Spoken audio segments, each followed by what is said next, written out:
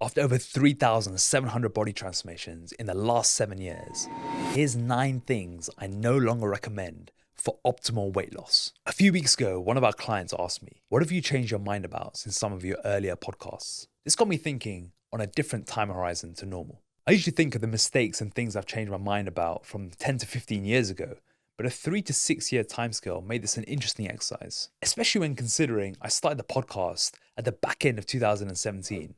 And we're now over 380 episodes deep. In this video, I'm going to share the 9 things I don't recommend for health, fitness, and sustainable weight loss anymore. Before I dive in, a quick intro. My name is Akash Vagela, and I'm the founder of RNT Fitness, a world-leading body transformation platform for men and women who want to get into the best physical and mental shape of their life. My goal with these videos is to give you actionable tools you can implement right away to look, feel, and perform better. So hit the subscribe button for more, like this video, and I'd love to hear from you in the comments below. And now, let's dive in. Number 1, excess buffering of calories on the day or in the week. Put simply, buffering is when you pull back on calories in the day or the week to allow for bigger meals at specific times. As a general principle for weight maintenance or living a healthier lifestyle, it works if it's used in moderation. Moderation meaning, I'm eating out tonight, so I might eat a little bit less in the day. Or, I like to eat a little bit less on the weekdays because I typically eat a few meals out on the weekend. This also works great for people who have great awareness and understanding of nutrition. They know what their body likes, and they have no issues with their weight. If you're early on your fitness journey, or you've never got real results, it can be a disaster. What I've seen happen is twofold. The first is losing control at night or at the weekend. Whilst you can have great intentions to balance the books with your calories, the problem buffering creates is excess hunger and almost a justification that it's okay to overeat. The second is it develops a poor relationship with food, with too much food focus. You find yourself always trying to gamify your calories, always trying to fit things in, and never really changing your lifestyle habits, so you're always yo-yoing. I was guilty of doing this for many years until I realized a better way. Simply having a plan in place and learn to make sensible swaps when you're out. If you know you're eating out at night, don't fast or starve yourself. Eat high volume foods in the day so you can stay full whilst minimizing calories. Then when you're eating out, have a clear strategy with rules. Like for example, the 1 plate rule, where you swap your usual meal for 1 plate of a main course. You want to make it half a plate veggies or salad with no dressing, 1/4 to 1/3 with lean protein, and if the goal is fat loss, ask for everything on the side. This is a much healthier option than starving yourself all day to eat big at night, which only reinforces and creates bad associations. Number 2, excess steps and cardio. I used to be a 20,000 steps, 6 days a week, 60-minute cardio guy. Not right from the start of a weight loss journey, but as the gold standard default number to work up to over the course of a few months. In hindsight, I recommended this to act as a buffer. In my head, I was thinking if I can create a bigger calorie deficit, it allows for more room for error. The problem is, it's just not necessary. All it causes is tired legs, exhaustion, and a bigger risk of blowing your diet from all the fatigue and hunger. It's also an enormous time drain, which most people just don't have. If you're up against a weight loss deadline and behind schedule, it may be useful, but it's certainly not a necessary default number to work up to. In 2022, I got lines on my arse shredded, into my best shape ever, with only 10 to 12,000 steps a day and 3 30-minute cardio sessions a week. I realize now more than ever the power of a well-executed nutrition strategy. If you get the food right, the time you need to spend on exercise is minimal. Number 3, high-protein diets. I used to be obsessed with high-protein diets. I remember when I started, I'd look at what all the bodybuilders were saying in the magazines, and it was all about lots of meat and lots of protein. So I followed suit, eating up to 1 kilo of meat a day for many years and aiming for 2 grams per pound body weight. For context, this meant eating anywhere from 300 to 400 grams of protein a day. Not only was this ridiculously expensive, it was terrible for my digestion. Now, we know protein is important for improving body composition.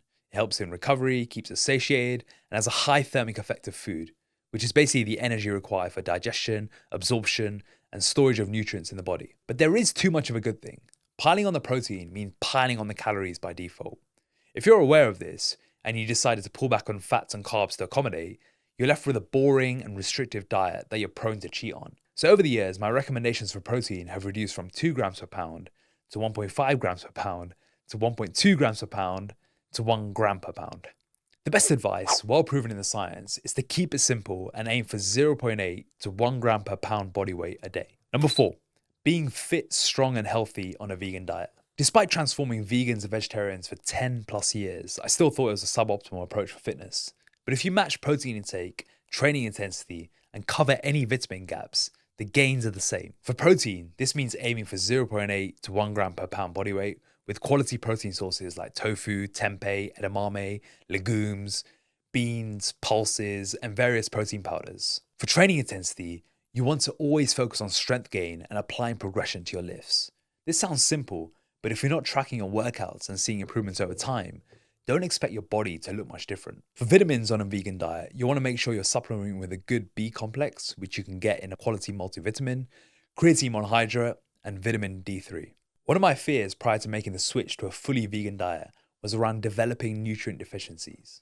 After all, doesn't the vegan diet lack so many key nutrients like calcium, iron, zinc, B12, and omega-3s? When I dug into the details and the research, I was pleased to find most concerns were misguided. With the right whole food, plant-based approach to veganism, with a wide variety of fruits, vegetables, beans, and quality soy, many of the typical deficiencies like calcium, iron, and zinc could be alleviated. The reason most vegans end up with nutrient deficiencies is because they take a "it's vegan, so it must be healthy" approach to food, and base their diets on mock meats, processed foods, and diets void of any real nutritional value. For more on this, I've linked in the description a free article diving into the research of optimizing health, fat loss, and muscle building on a vegan diet written by my team. Number 5, stimulant use. Back in the day, I loved high doses of caffeine tablets with extra natural stimulants like Yahimbi and HCl before doing faster cardio in the early hours of the morning. In my 2017 bodybuilding prep, this got up to over a gram of caffeine a day. The thinking here was to rev up my metabolism, stimulate cortisol,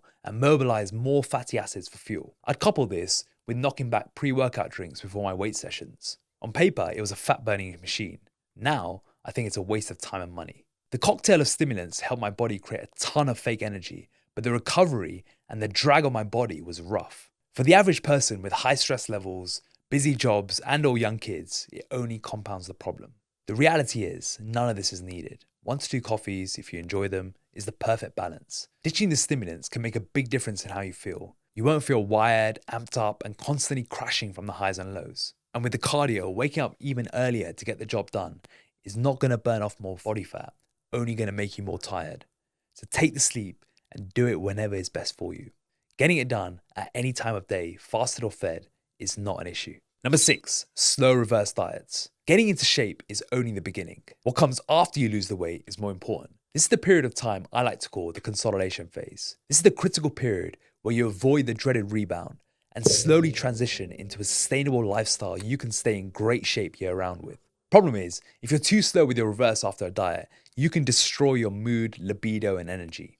It can become addictive staying super lean, whilst very, very slowly increasing your calories and thinking you can now eat more and stay ripped. What I found is this leads to more food focus, fatigue, and an increased chance of a delayed rebound. So whilst you may be quote unquote smashing it after your weight loss, it's a melting pot waiting to blow up. I did this back in 2017, where after getting shredded for a bodybuilding show, I began to wear the fact that I was still shredded 6 months later as a badge of honor. Externally, I looked great. Internally, I was a mess, with a body craving some more calories. A better strategy is to get to maintenance calories as quick as possible, accept a little fat gain as a healthy part of the process, and start working on how to integrate your new habits and new body into your lifestyle. This segues into number 7, sustaining a 6-pack year round. The gap between the shape of your life and your shape for life is bigger than I once thought. Most will need to gain 10 to 20% of body weight to sustain a fit body, especially if you don't want to sacrifice other areas of life, like time exercising, social events, food flexibility, and travel. How much you gain will depend on how lean you get in the first place. The leaner you get, the more you'll need to gain. Your shape for life sweet spot is the weight range you look, feel, and perform great. The shape of your life is when you only typically look good. The trick is to balance all three, which usually happens about 10 to 20% above your lowest body weight. For example, when I'm shredded with a 6-pack, I'm 69 to 71 kilos. But the weight I walk around with year round, which is where I look, feel, and perform my best, is anywhere between 77 and 79 kilos, which is about 10 to 15% above my lowest. This is where my energy is high, I have no food focus, and I have lots of flexibility with my food. I can travel, eat out, and not worry about sacrificing any part of my life for my fitness. You might be wondering, So why don't you stop a weight loss phase 10 to 20% above the target weight? And it's a great question. The answer is, you won't know where your sweet spot is until you take yourself to the extreme. The benefit of going to the extreme is you can explore which range you look, feel, and perform at your absolute best. Plus, the benefits of going to the extreme go way beyond just the physical. It's damn hard. So the mental, emotional, and even spiritual benefits of pushing yourself to the extreme is some of the best personal development you can do.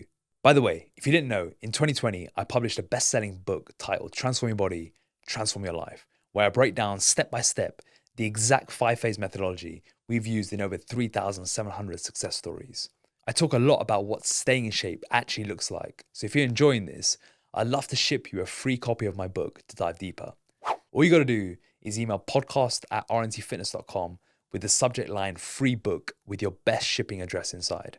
Or just fill the form I've linked in the description below.